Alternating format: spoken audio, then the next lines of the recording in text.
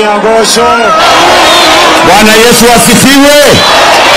Hebu mnisalimie hivi hewani nione watu wa Githunguri na watu wa Lare. Basi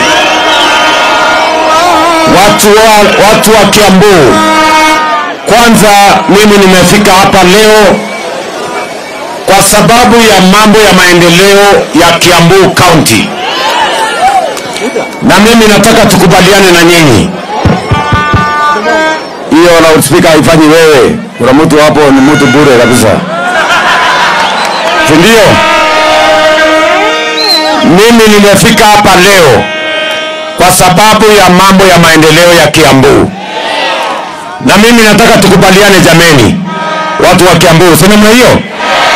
Si hata Biblia inasema iko siku ya kila kitu? Leo hatujakuja hapa siasa, leo tumekuja hapa nini? Tumekuja hapa maendeleo. Na mimi nataka niwaombe, na niwaombe hata ndugu zangu viongozi wa Kiambu, tafadhali ndugu zangu, kuna wakati wa siasa tutakuja kufanya siasa. Leo wacha tuongee maneno ya wananchi hawa, mambo ya maendeleo ya Kiambu County. Ndio ama mnasemaje?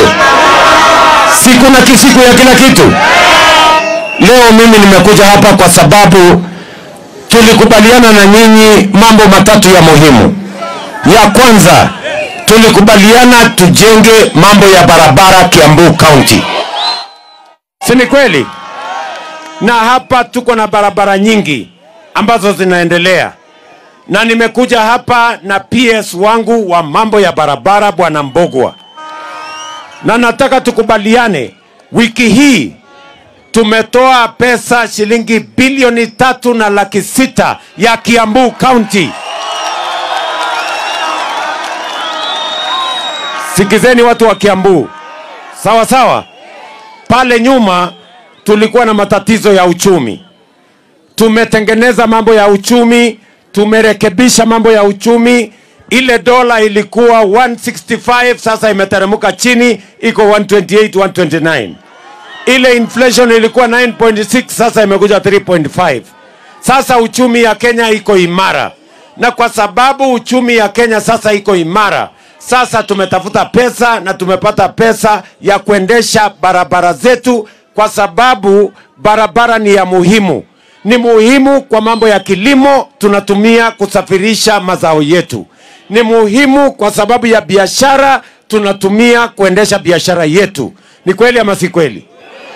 Na sasa kwa sababu pesa imepatikana na Mbogwa yuko hapa ambaye ni PS wangu, na tumekubaliana ya kwamba hiyo 3.6 billion pesa ya serikali tumetoa kwa Kiambu County.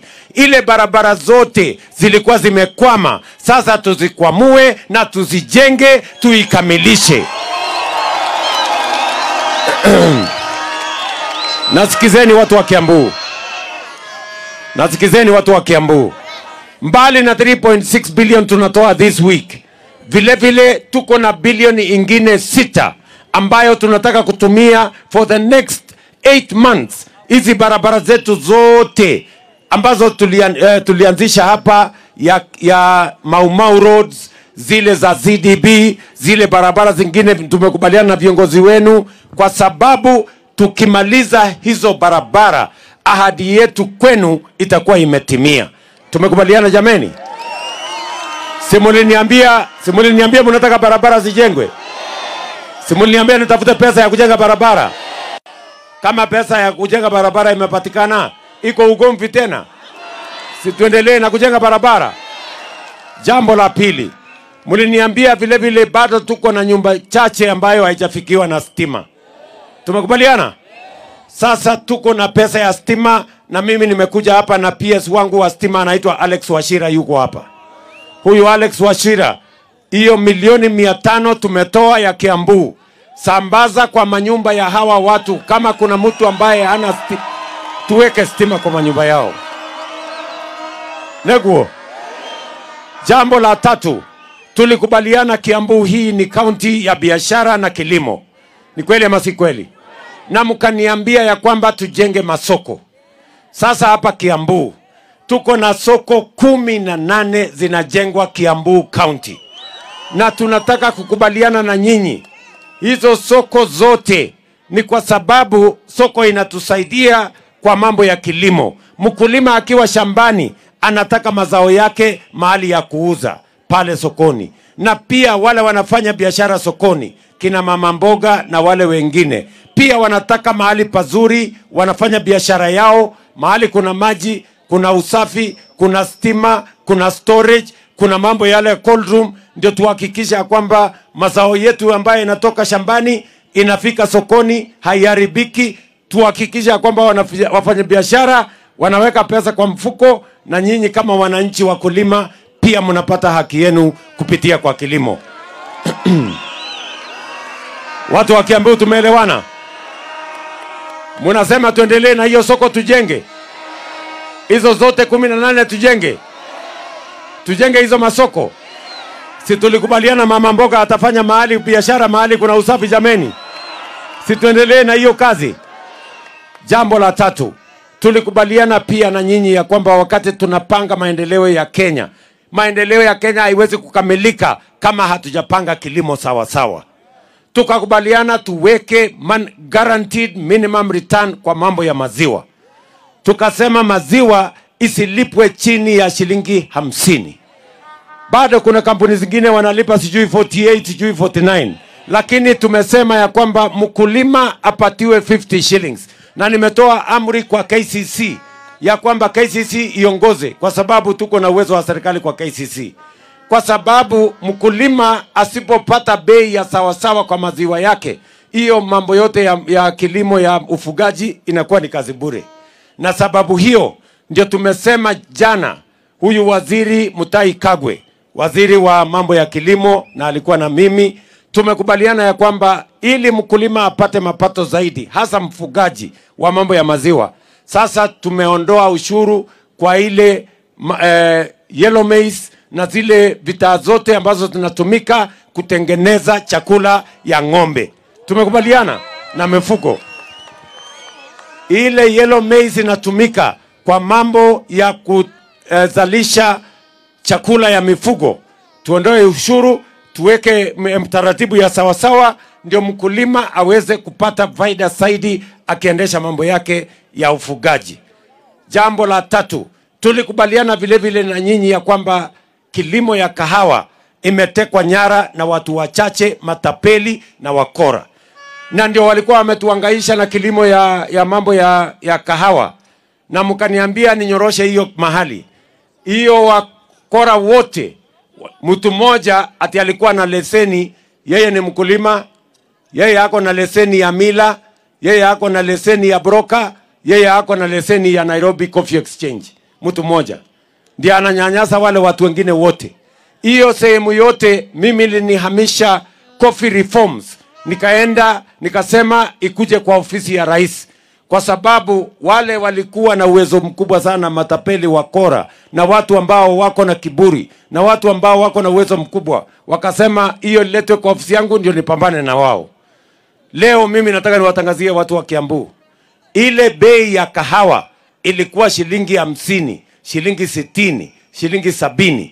Mwaka huu kahawa iliuzwa na wakulima kilo moja shilingi 110, 120, 130, 140, hata sehemu zingine 150. Si tulisema pesa mfukoni? Pesa mfukoni itafika mfuko namna gani kama mkulima hajapata bei ya sawasawa kwa chai na kwa kahawa? Itafika kweli?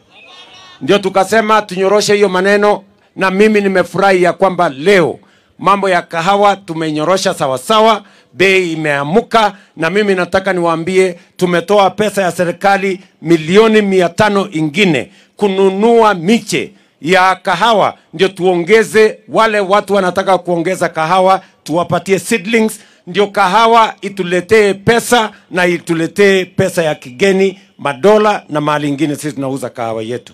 Tumekubaliana jameni? Maneno ya chai vile vile, muliniambia mambo ya chai vile tumeteremusha bei ya mbolea ya watu wa mahindi, ngano, miwa, Pia KTDA tumewasaidia. Sasa ile mbolea walikuwa wanalipa ama wanapatia wakulima na shilingi 5,500, sasa wanapatia wakulima na shilingi 2,500. Tumeondoa karibu shilingi 3,000 kwa sababu tunataka pia wakulima wetu wa chai pia wapate faida zaidi.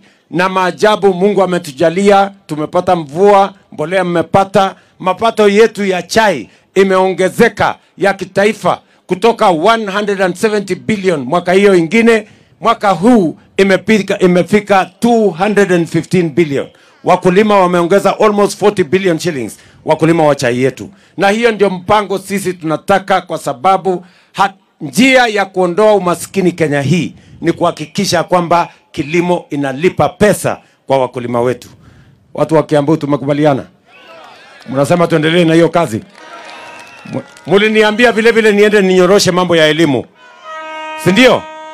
Tulikuwa na matatizo makubwa sana ya CBC. Mkaniambia tunyoroshe CBC, na sababu hiyo tumetengeneza mtaratara mzuri ya CBC. Tumeajiri walimu 76,000 wapya in the last 2 years kusupport watoto wetu. College kama hii ilikuwa na matatizo makubwa sana. Technical training colleges yetu walikuwa wanapata pesa kiasi kidogo. Sasa tumeongeza pesa yao, na hata hii college yenu ya Lari tumewapatia pesa ya kujenga hostel ya vijana 580 hapa, na hiyo hostel itaanza hivi karibuni. Tuhakikishe watu wa Lari tunaelewana jameni, lakini bado iko shida kidogo hapa Lari. Wale watoto wako kwa hii college ni wachache. Hapa tunahitaji watoto 2,000 kwenda mbele. Saa hii iko wanafunzi peke yake 500, na tuko na equipment nyingi hapa. Saa hii mimi najenga hostel ya watoto 500 kwa sababu kuna watoto 500. Kama mungekuwa na watoto wengi ningewajengea hostel kubwa. Nyinyi mtalete watoto tuongeze kwa hii college? Mtaongeza watoto hapa? Wakuja hapa wasome. Wale wanasema taongeza watoto wa hapa Lari tione kwa mkono. So, watu wa Kiambu, tafadhali mimi nawauliza kwa unyenyekevu. Nyinyi ndio mmetupatia hizi kazi. Si mmetupatia MCA kazi, mkapatia mbunge, mkapatia governor, mkanipatia kazi. Si kila mtu afanye kazi jameni? Si kuna siku mtatufanyisha mtihani? Ama namna gani? Si 2027 mtatufanyisha mtihani? Si ule atapita mtihani ataendelea, na ule ataanguka mtihani si aende alime? Iko shida gani? Si nyinyi ndio mtanyorosha maneno? So, sikizeni, hakuna haja ya kugombana, hakuna haja ya kusumbua wananchi na fujo, hakuna haja ya kusumbua wananchi na vita na fitina. Wacha kila mtu afanye kazi ile alipewa. Mulinipatia elimu, mimi ninyoroshe. Mulinipatia kilimo, nitengeneze. Mulinipatia kuunganisha stima, nifanye. Mulinipatia ya barabara, nifanye. Si ndio? 2027 si mtanifanyisha mtihani? Nikipita si nitaendelea? Nikianguka si ninaenda kulima? Iko shida gani? ama mnasemaje Kiambu? Tuko pamoja? Hakuna problem. Kwa hivyo hakuna haja ya kusumbua wananchi na fujo. Wachani fitina. Na mimi nataka niwaeleze ndugu zangu watu wa Kiambu, tunataka tushirikiane. Kenya hii ni yetu sisi zote. Mungu mwenyewe ndiye amepanga tuwe na jamii zote zilizoko Kenya. Na mimi kama kiongozi wa taifa hii, kwa kura zenu na kwa mapenzi ya Mungu, nimesema nitaunganisha watu wote wa Kenya, kutoka jamii zote, kutoka dini zote, kutoka kaunti zote na sehemu zote za Kenya, kwa sababu umoja ni nguvu. Tukitengana tunakuwa wadhaifu jameni. Watu wa Kiambu mimi nawauliza, mnasema tuungane ama tutengane? Mnasema niunganishe hii Kenya? Watu wote, jamii zote, kutoka pande zote na kaunti zote, kwa sababu umoja ni nguvu. Ndio tutembee pamoja. Hebu nione wala anasema tuungane. Bas. Hiyo ndio maneno mimi niko naye. Sawa sawa jameni. Na mimi nataka niwaulize hawa ndugu zangu. Sawa sawa. Mimi nawauliza viongozi wa Kiambu County. Tafadhali wacheni vita. wacheni kupigana, wacheni kusumbuana. Kila mtu afanye kazi. Hawa wananchi si wajinga, wanajua nani amefanya kazi, nani hajafanya, na watajua vile watafanya. Ama mnasemaje watu wa Kiambu? Iko haja ya kupigiana makelele? Iko haja ya kuleta vita kwa mikutano? Iko haja ya kuleta makelele kwa viongozi? Si nyinyi wote mlituchagua? Si kila mtu mmempatia kazi? Si afanye? Si mtihani mtatufanyisha? Mwenye anazembea anakwenda nyumbani na ule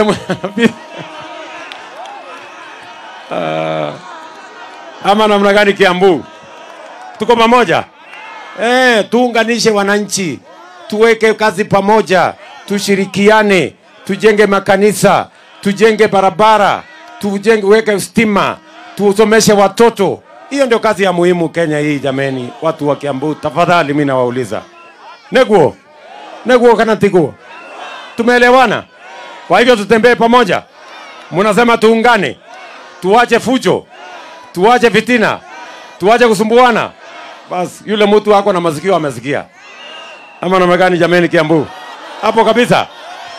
Bas, wacha nimuite rafiki yangu Deputy President of the Republic of Kenya, Professor.